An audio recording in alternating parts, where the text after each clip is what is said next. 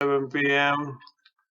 On all the week, we won't be meeting because that would be Monday, Thursday. Monday service, Thursday we'll have service for Monday service on the telephone and on the live stream. But tonight, looking at Hebrews 11 and 32, where it speaks about, and what more shall I say? For time will fail me to tell of Barak, several others. Um, if we look really at, if you turn to um, Judges, the fourth chapter, Judges, the fourth chapter, verses 4 through 13.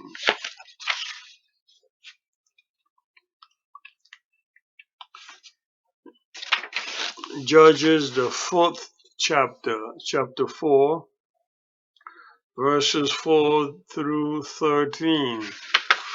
Through 13.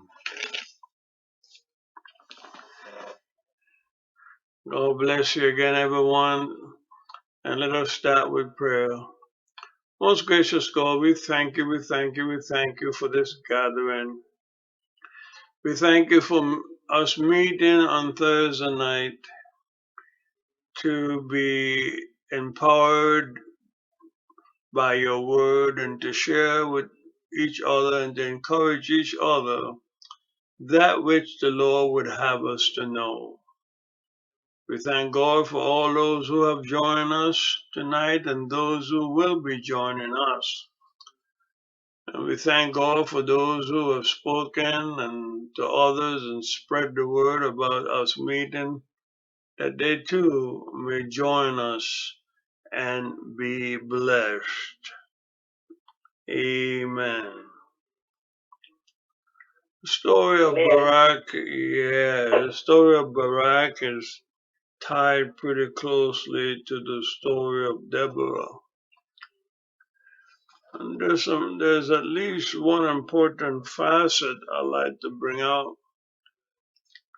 We can conclude to what extent Barak was afraid and how he had to be somewhat pushed by Deborah.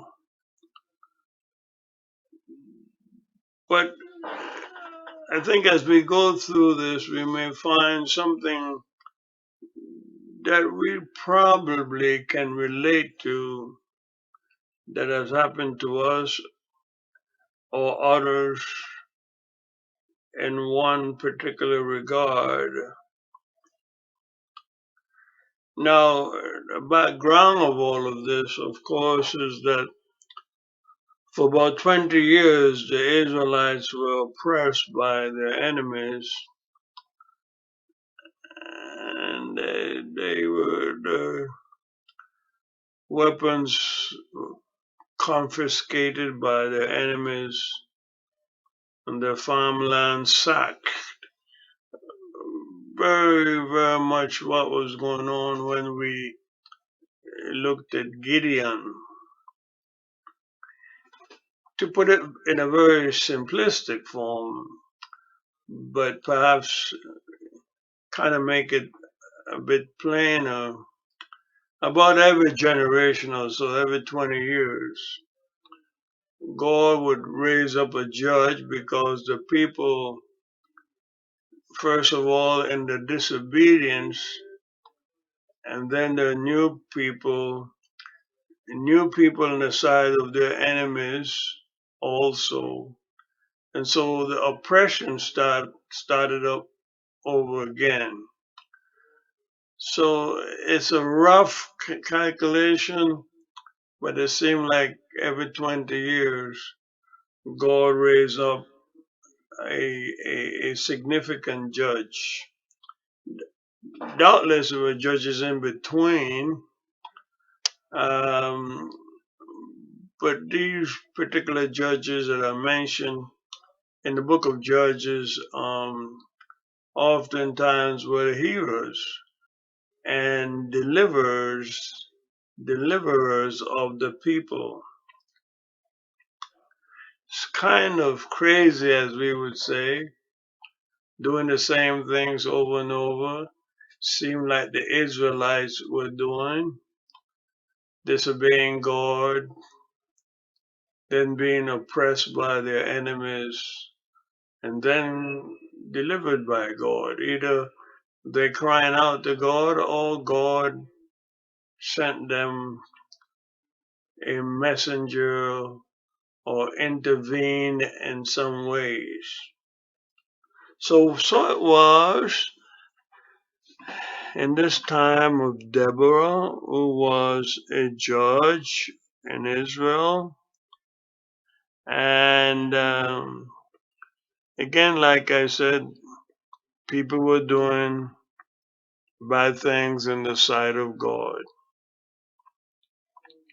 Lots of times, though, the kings, in this case, Ehud, was part of why the people didn't obey God. They themselves were disobedient to God. So the king of Canaan, the king in Canaan, Jabin, he reigned in Hazor, a part of Canaan, and he had a very ruthless commander, and his name was Sisera. This time, because of the oppression and the terror under the hands of Sisera, the Israelites cried out to the Lord. Sisera had a big army, 900 iron chariots, and he oppressed Israel severely for 20 years, just about a generation. The Israelites were always comparatively a small nation of tribes compared to some of these other groups. Not only were they smaller, they were less equipped for battle, and in many ways were no match for many of the Canaanite groups around them. So they pleaded to God to help them. And at this time, Deborah, who was a prophetess and a judge of the people, she became the messenger of God, and her message was to a particular person called Barak. Deborah went to him and told him that God wanted him to defend the people, defeat the enemy of the people. And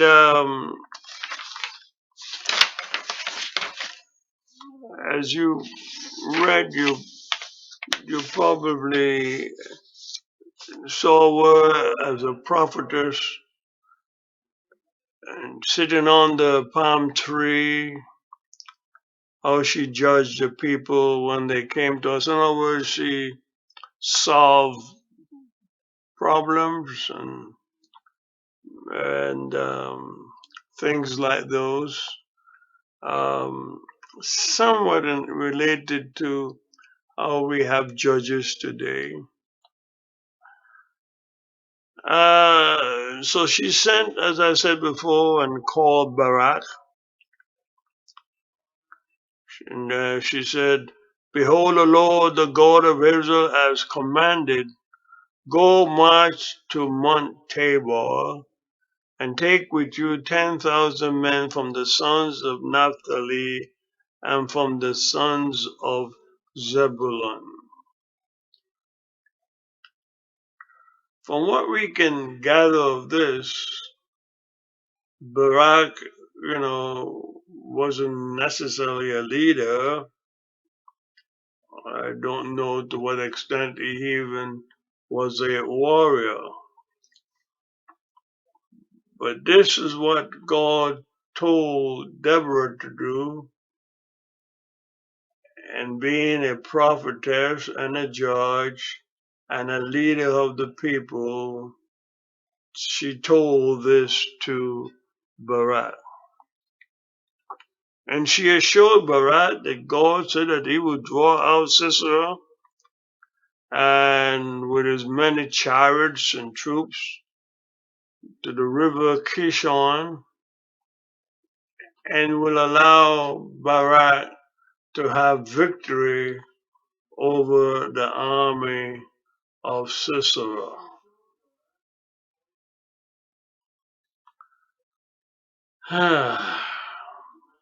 Give him over into your hand. Verse 8 is significant. Then Barak said to her, if you will go with me, and I will go, but if you would not go with me, I would not go. I suppose there are several ways that we could look at that. One would be that he was somewhat of afraid, and I would be inclined to believe that. The other aspect of it, he probably, undoubtedly, I think, had great respect for Deborah. And third, because the respect, Barak probably realized that Deborah had close connection, so to speak, with God. And then thought that if such a victory would materialize, it would through God. God having told her this, I'm sure Barak believed he would want Deborah to be in the mix, feel safer, more confident, and more assured. It was a tremendous task that he was given anyhow to defeat Sisera's army. Two things as I pause here a minute. One, that I think there is a fear factor here. To whatever extent, like I said, it may be. He was fearful, so he chose to remedy his fear, his uncertainty, his doubts in his own ability by wanting Deborah to be with him. There is an aspect, though, I think that might be helpful to us. Barak didn't just say, well, this prophetess, our judge, has close connection with God. So if he tells her to tell me to go up against Sisera's army, and I would be victorious, it would be so. But he wanted, just like Gideon to some extent, some assurance, so to speak. How often have God shown us, told us, giving us a way out, giving us the victory, making us triumphant, solve our problems. But even though we believe it's God and we trust the source, we still want more reassurance. And that is what I think we should think about tonight, pray about. That even right now that God could be speaking to someone. There are quite a few people who are sharing with us tonight. God could be speaking to any one of us. But the way, the manner, maybe to a person or by some other means that God is communicating to us, we're still doubting, we still have second thoughts, we're still hesitating, and as a matter of faith, we're really saying that I really can't truly believe this. I really can have some faith in the means in which God is delivering me this message, this way out, this way of solving the problem. I you know, we put doubt in there.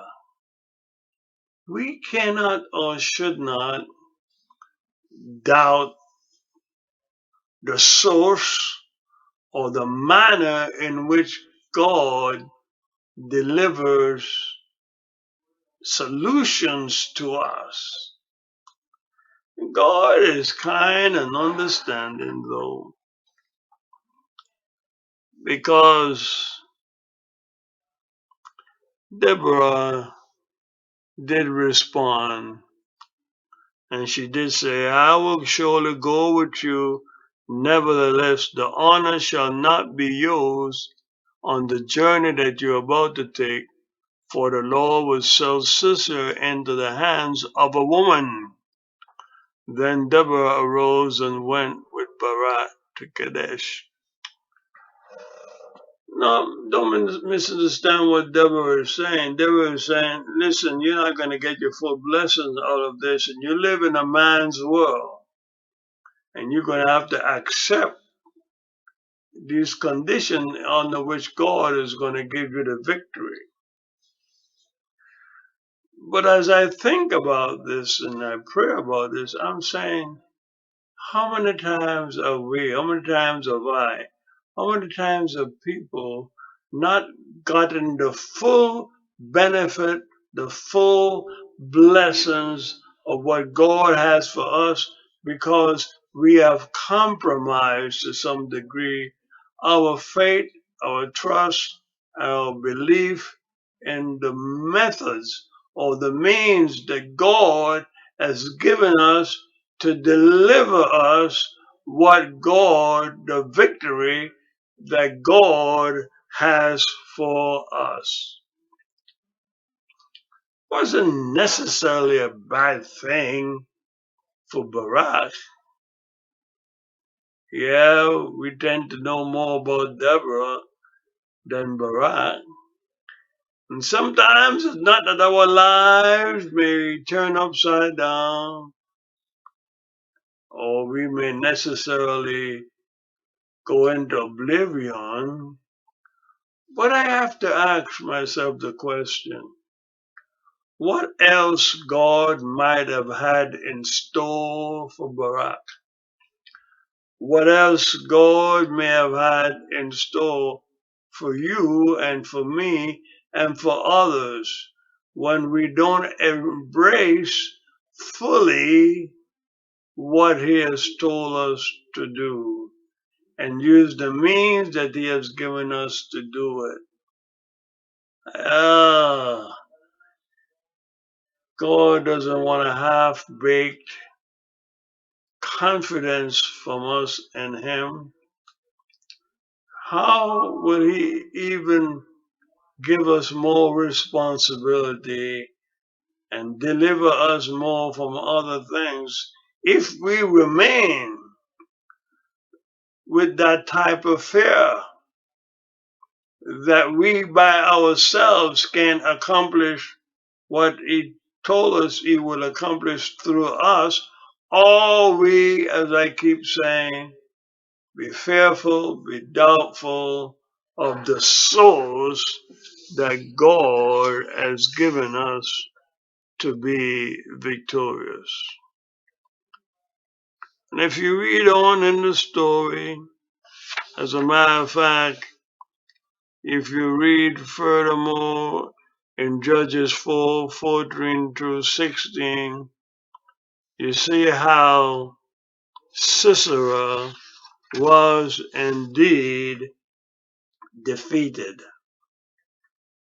But the lesson here again about Barak is doubting the source, doubting himself, fearful of what he could do, even though it seemed like he was pretty sure that God had delivered this message.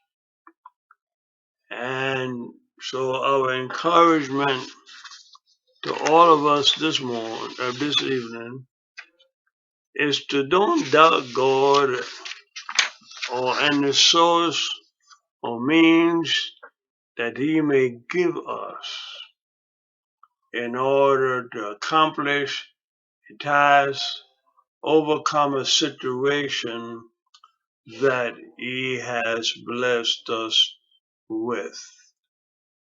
Amen.